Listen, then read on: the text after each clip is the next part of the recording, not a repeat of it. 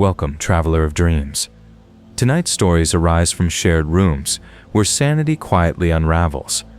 Before we get started, remember to like the video and subscribe, so you won't miss future horror stories like these. Also, let me know from where you are watching, so go ahead and leave a comment. Let's begin. I remember when I first moved to the city, I had just landed my first real job after college, an entry-level role at a downtown marketing firm. Everything around me felt overwhelming. The noise, the pace, the sheer energy. Back in my hometown of Fairview, the loudest thing you'd hear at night was maybe a distant train or the hum of crickets outside the window. But here, even past midnight, sirens sliced through the darkness. I barely knew anyone in the city except for one person, Hannah. She worked with me, a warm, cheerful woman in her early 30s with a kind smile and a laugh that made everyone's day better. People at the office adored her. She was the kind who'd bring pastries on Fridays, remember everyone's birthday, and somehow make looming deadlines seem manageable.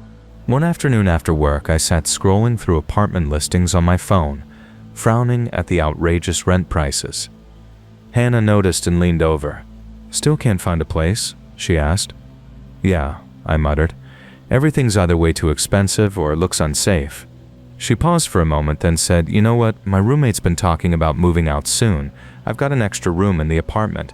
Why don't you stay in the living room for a bit until you find something?" "I really don't mind." I hesitated. I didn't want to impose, but Hannah's offer sounded so genuine that I eventually accepted. I couldn't have known then that it would turn out to be one of the most unsettling choices I ever made. Hannah lived in a 2-story duplex in a quiet neighborhood on the east side of town. The upper level was under renovation, so we used only the downstairs area. It had 2 bedrooms, Hannah's, which was bright and full of plants, and the smaller one that belonged to her roommate, Caleb. The living room was large enough for my air mattress, so I set it up there. It wasn't ideal, but it felt safe. That first night I met Caleb. He came home quietly around 8 while Hannah and I were arranging my bedding. I turned toward the doorway and froze. He wasn't what I expected. Caleb was tall but gaunt, with unkempt blonde hair hanging over his face. He wore a dark green hoodie and black jeans, despite the heavy heat outside. A deep scar ran from his eyebrow to his cheek, splitting his left eye in a way that made his stare even colder. "Hey, Caleb," Hannah said cheerfully. "This is my friend from work, Emily. She'll be staying here a few days until she finds her own place." Caleb's pale eyes flicked toward me, silent for a moment before he muttered, "Sure?" and disappeared into his room, closing the door firmly behind him. I turned to Hannah. "Is he always like that?" She chuckled softly. "He's quiet, maybe a bit awkward. He's had a rough time, but he's harmless." Harmless. That word would echo in my mind for months. At first, things seemed normal. Hannah worked long hours, and so did I, so we mostly crossed paths in passing. Caleb kept to himself, barely leaving his room except for short, quiet trips to the kitchen. About 4 days after I moved in, I woke up late at night to use the bathroom. The apartment was mostly dark except for a soft yellow light spilling from the kitchen. Assuming it was Hannah getting a snack, I peeked over the couch, only to see Caleb at the sink. He wasn't washing dishes, he was scrubbing something small under the faucet, wrapped in cloth, then slipping it into a plastic grocery bag. I froze, hidden by the shadows. He didn't notice me. When he finished, he tied the bag tightly and walked back to his room. I heard the door close, then the lock click. I convinced myself I was overreacting. Maybe he was cleaning something weird. It wasn't my business. But the next night, the same thing happened. The smell of bleach thick in the air, the same faint running water. This time, he saw me. "Why are you awake?" His voice was flat, unnatural. I sat upright on the couch, pretending I'd just woken up. "Couldn't sleep," I said, forcing a shaky laugh. "Too much coffee." He tilted his head, studying me, eyes glinting beneath the light. "You should try sleeping," he whispered. "People see things at night that aren't really there." A faint smile crept onto his face as he leaned closer. "Good night, Emily." Then he turned and disappeared into the hallway. The next morning I told Hannah everything. "He's up every night, scrubbing something in the sink. It reeks of bleach," I said. "He even came up to me last night. It wasn't normal." Hannah frowned. "Caleb?" "No. He's weird, sure, but not dangerous. I've known him for 2 years." "You don't know what he's doing at night," I pressed. She sighed, rubbing her forehead. "Emily, you're probably just anxious. New job, new city. It's easy to imagine things. I'm not imagining this, I snapped. He's hiding something. Before she could respond, we heard the door open. Caleb walked in carrying a brown paper bag, smiling too wide. Morning, ladies. Neither of us spoke. Trying to break the tension, Hannah asked casually, Hey Caleb, what do you do in the kitchen at night? Emily says she hears noises. His smile vanished. Why does that bother your friend? He asked quietly. No reason, Hannah said quickly. We were just wondering. I wash my clothes, he muttered. In the sink? I blurted out. It's quieter than the machine, he replied. You wash clothes in the kitchen sink, I said, unable to stop myself. His head turned sharply toward me. Yeah. Problem? I shook my head quickly. No. He dropped the bag on the counter. Fine, I'll stop. Then he left, slamming the door behind him. As soon as he was gone, I told Hannah I wanted to look inside his room. Emily, don't, she said firmly. That's crossing a line. Something's off about him, I insisted. I just want to know what. Before she could stop me, I grabbed a bobby pin from her dresser and went to his door. It was locked, of course. Emily, stop, she said, grabbing my wrist. You don't understand, I pleaded. If we don't check now, we'll regret it later. You're being paranoid, she argued. The fight got heated and I stormed out, crashing at a friend's place. I never went back. 6 months later, I was back home in Fairview when 2 detectives knocked on my parents' door, asking for me. One of them, Detective Larson, showed her badge. You lived with a woman named Hannah Lewis last year? My heart sank. Yes. Why? She's been missing for over 3 months, the detective said gently. We found her body 2 days ago under a bridge off Brookhaven Road. My legs gave out. The body had decomposed so badly it took weeks to identify. Then came the name Caleb Brooks, arrested for second-degree murder. My mind went blank. They said he'd been the one to report her missing, even joining the search to throw off suspicion. But his phone records and receipts placed him near the bridge the night she vanished. When they searched his room, they found several plastic bags containing blood-soaked cloths drenched in bleach, along with women's jewelry, one piece being Hannah's favorite bracelet she wore to work every day.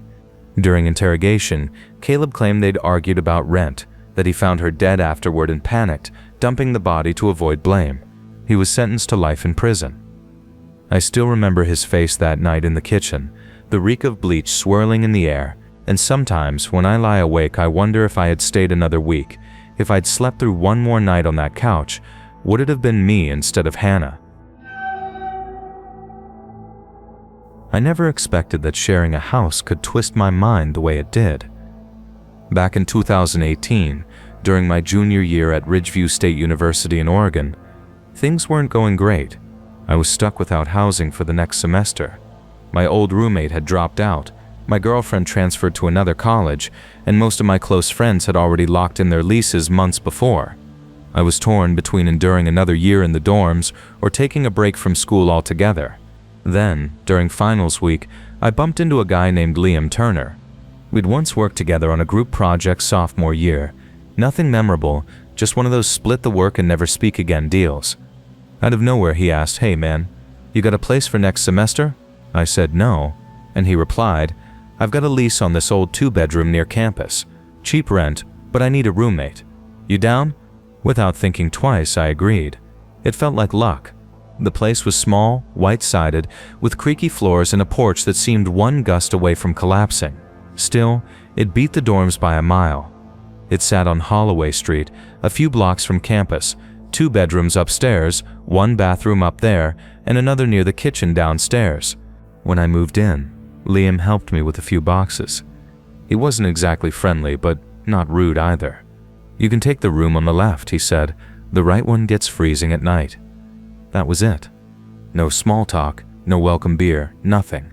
I figured he was just quiet, and since I was too, it didn't bother me. Classes started, and the first month went smoothly. We didn't hang out, just exchange quick nods or short exchanges in the kitchen. "You got class?" "Yeah. 10 a.m. You?" "Nah, off day." That was about it. But then things started to feel strange. It began with a noise. Early October, around 2 in the morning, I woke up to a rhythmic creaking like a door repeatedly opening and shutting. It was too steady to be the wind. Click, creak, slam, creak, slam. I grabbed my phone, switched on the flashlight, and stepped into the hallway. The sound came from downstairs. "Liam? You down there?" No response. When I reached the bottom, everything was silent, the kitchen empty, the living room still, the front door locked tight. I brushed it off, telling myself the house was just old. The next morning at breakfast, I mentioned it. "Hey, did you hear anything last night? Like doors creaking?" Liam shook his head. "Nah, man, slept like a rock." I laughed awkwardly. "Guess this house just makes weird noises." He gave a faint smile. "Yeah, it does that." Something about the way he said it, like he knew more than he let on, stuck with me. About a week later, I woke to 3 slow knocks on my door around 3 a.m. "Liam," I called out groggily. "Nothing." I waited, then opened the door. The hallway was empty. His room was dark, door closed. I didn't want to wake him, so I went back to bed. 2 nights later, the same knocks, same time. The next morning I asked, "Did you knock on my door last night?" He looked up from his cereal. "No. Why would I?" "I don't know. Maybe you needed something." He smirked. "You sure you're not dreaming or sleepwalking?" The smirk didn't reach his eyes. Something about it unsettled me.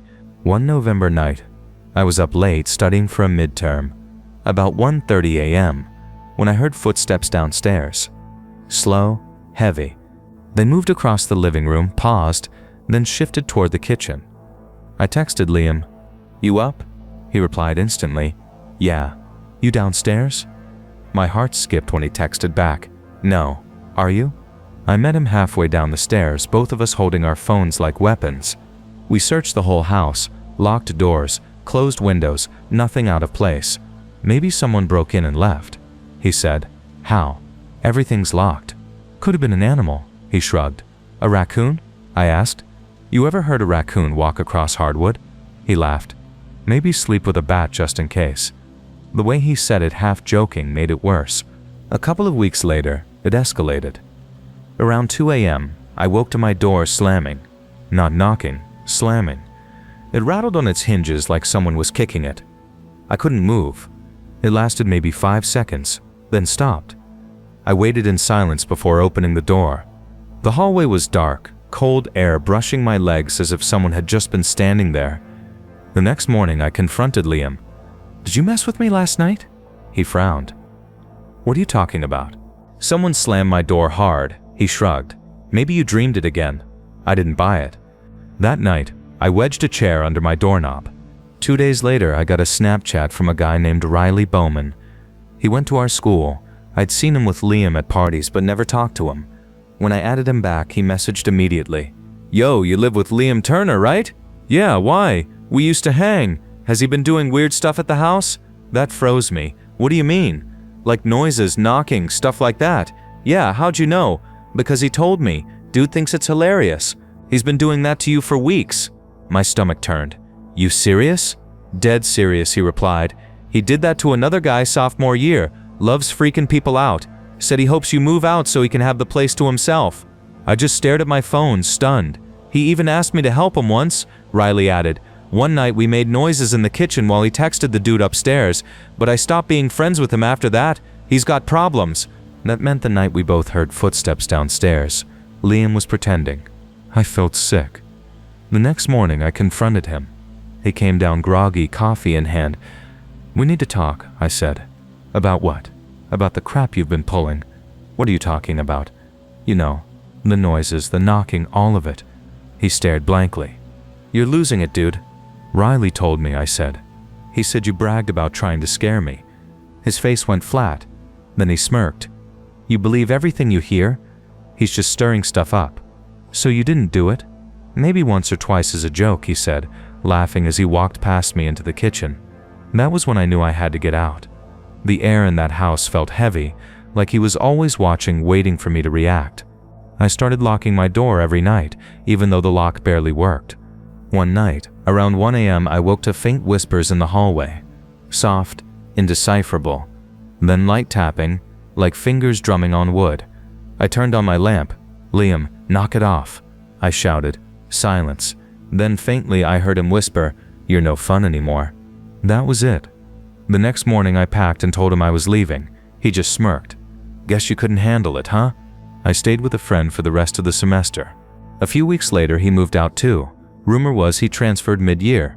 Riley later told me Liam had pulled the same stunt at his new place, but that roommate called the cops after Liam started sneaking into his room while he slept. I still get chills thinking about it, how close he was every night, listening, watching, playing his twisted game. And worst of all, even now, sometimes when I'm falling asleep, I still hear it, 3 slow knocks. I never imagined that the quiet job I accepted that autumn would leave me sleepless years later. I was 27 back then, newly divorced, broke, and desperate for something consistent. My cousin mentioned a small residential boarding house outside Eugene, Oregon, called Willow Rest Home. It was a 2-story colonial place that looked peaceful from the outside, with a neat porch and white shutters. The advertisement read, "Room and meals provided. Looking for live-in help for light caregiving and cleaning. Must be dependable and compassionate." That last word, compassionate, caught my eye. I'd waited tables and cleaned Airbnbs, so helping the elderly didn't sound bad. At least it promised quiet. The owners were 2 older women, Edna and Marlene. They claimed to have been friends for decades. Technically, Edna owned the property, though Marlene ran most daily affairs. Edna was in her late 70s, frail, polite, with shaky hands and neatly tied white hair. Marlene, around 65, was sharp-tongued, brisk, and always talking about efficiency. The home had 7 residents, all elderly or disabled people who couldn't live alone. Most rooms had 2 beds, except the upper floor, where Edna and Marlene shared one. I did think it was odd that they slept in the same room when 2 others stood empty, but I said nothing. On my first day, Marlene gave me a quick, stern tour. Kitchen's here. Label all your food. The left fridge is staff only, the right's for residents. Don't mix them up. Got it? Got it, I replied, following her hurried steps through narrow halls. You'll mop every night after dinner, vacuum Wednesdays and Saturdays, and make sure laundry's done. These folks get cranky when their clothes disappear. She smiled thinly, professional, not friendly. As we passed the den, Edna hobbled out. "Oh, is this our new helper?" she asked softly. "Yes," said Marlene. "This is Leia. She'll keep things tidy." Edna's smile was gentle. "Welcome, dear." It's nice to have another friendly face. There was sadness behind her eyes, like she wanted to say more but couldn't. The first week passed uneventfully. The place was aged but comfortable. Creaky floors, faded floral curtains, and an ever-present scent of polish and soup. The residents were calm. There was Mr. Harrison, who leaned on a walker and loved retelling war memories. Anita, a sweet woman who chatted daily with her dead husband. And Dale, a man in his 40s with mild disabilities who collected baseball cards. Marlene ran the home like a drill sergeant, up at dawn, shouting for everyone to come to breakfast, then scolding me to scrub faster. "Efficiency, Leia. Efficiency," she'd snap. Edna stayed upstairs most days. Sometimes she came down for lunch, pale and trembling, gripping the railing. "You all right, Miss Edna?" I asked one day. She smiled faintly. "Oh, I just get spells. Marlene takes good care of me. She gives me my shots and makes sure I rest." "Allergy shots," she added, eyes darting away. One rainy evening, while mopping, I heard coughing from the staircase. Edna sat halfway down, clutching her chest. "Miss Edna?" She tried to wave me off, but looked weak. "I need my injection." "Marlene's gone for groceries. I can't wait." "I'm not a nurse," I hesitated. "It's simple," she whispered. "Top drawer in my room, just in the arm." I helped her upstairs. The room was dim, wallpaper peeling, a single lamp casting a soft glow. 2 twin beds stood side by side, the one by the window clearly hers. The other had stacks of papers, pill bottles, and checkbooks. I found the syringe in a small pouch labeled prednisol, steroid injection. Her name was printed on it, so I assumed it was fine. I gave her the shot as carefully as I could remember from watching nurses care for my dad years ago. Soon her breathing steadied. "You're an angel," she murmured. "Thank you." "No problem. But you should really see a doctor." "Marlene handles that. She used to be a nurse's aide." The air smelled strongly of antiseptic and something metallic. While straightening the blanket, I asked casually, "Why do you 2 share this room?" "There's more up here." She hesitated. "I don't like being alone. I get night terrors." Before I could respond, the front door slammed. "Edna!" Marlene's voice boomed. She stormed upstairs, eyes blazing. "What the hell are you doing up here?" "Edna wasn't feeling well," I explained. "I told you no staff upstairs." "Calm down. I just gave her her shot." Her eyes widened briefly, then softened. "Oh, right. Thank you." But her tone stayed cold. Helping Edna into bed, she smiled at me sweetly. "Next time, just get me, okay? Some medications aren't what they appear." The way she said it made my skin crawl. Over the next weeks, small things began to feel off. Marlene controlled the mail entirely. Whenever residents asked about their checks, she'd wave them off with, "Don't worry, I deposit them for you." One night, I saw her slip several envelopes into her purse before leaving. Another time, I caught her creeping barefoot into the kitchen after midnight, flashlight between her teeth. She pulled a plastic grocery bag from under the sink, unwrapping newspaper bundles, each stuffed with cash. When a floorboard creaked, she froze. Her flashlight swung toward me. "Jesus, Laia," she hissed, "trying to scare me to death?" "Just getting water," I muttered. "Then do it and go to bed." She watched me coldly, shoved the bag back and left. I checked it later. Thousands in cash. My unease turned to fear. Weeks passed, and Edna's health declined fast. She barely moved from bed. Marlene claimed she'd called a doctor, though none ever appeared. Then one morning she came down red-eyed and flatly said, "Edna passed in her sleep." The dining room fell silent. Some residents wept quietly, others just stared. "Did you call the coroner?" I asked. "It's handled," she said. "She had a DNR order, natural causes. The funeral home's coming tonight." Something about her tone felt wrong. That night, I watched from the porch as a hearse drove off in the rain. Marlene joined me, cigarette in hand. "Sad, huh?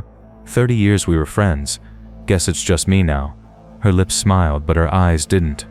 After Edna's death, she grew harsher, snapping at residents, enforcing strict rules.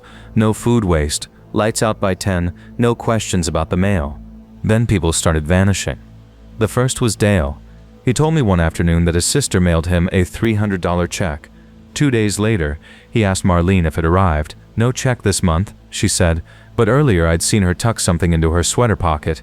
That night I heard faint scraping outside, pause, scrape again. Looking out, I saw her kneeling near the fence, flashlight in her mouth, shoveling dirt.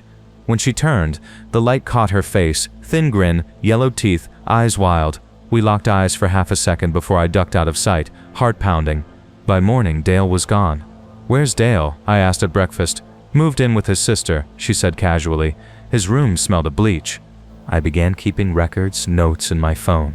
Sneaky photos, anything to prove what I suspected. Then came the night she lost control. Around midnight, she appeared at the end of the hall. "You've been watching me?" she said quietly. "What?" "Don't play dumb, sweetheart. Always snooping. Touching my things. Marlene, you're scaring me." "Good. Maybe you should be scared." She lunged, biting my cheek so hard I screamed. Blood ran down my face as I shoved her off and bolted toward the door, shouting for help.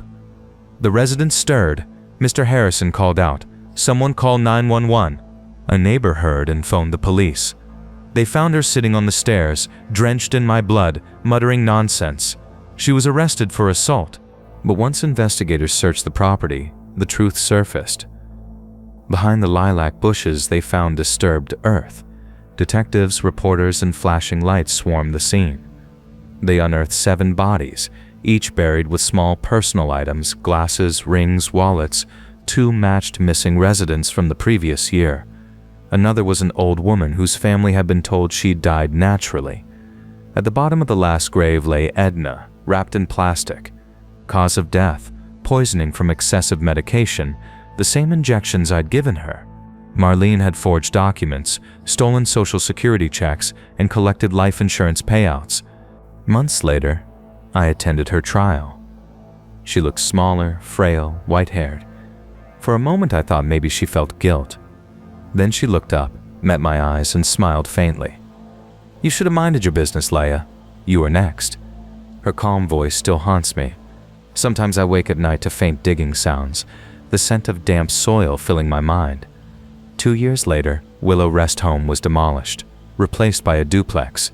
Yet every time I drive by that street, I glance toward where the garden once was, because no matter how long it's been, I still hear her whisper, "I should have poisoned you too."